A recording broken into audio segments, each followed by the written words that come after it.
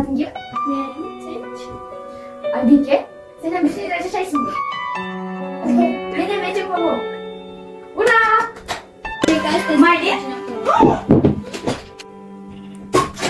Yok ettin, yanlış oldu. Apa, bu da şey Kimsin dedi bunu? Benim. Seni gelin zaten öyle. Yüzde bir isterim var, size ben oldum ha. Urban, İbrahim yazıldım.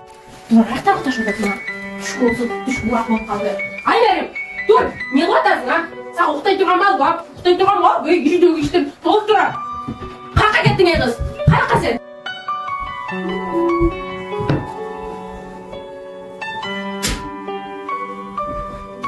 Ne oldu sana kız? Ha? Kalka barıcı sana. Bakayım day. Doğru. Ne diyeceksin sana ama? Kulay bu kaptır be. Annesi kuday bu kaldı. Aşısı diyor, sus kaçtır bu. Sus kaçtır bu.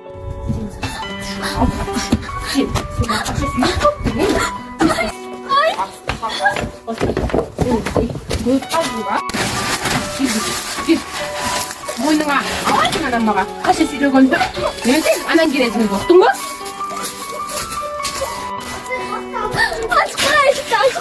Durma çeneni. Açma. Ne?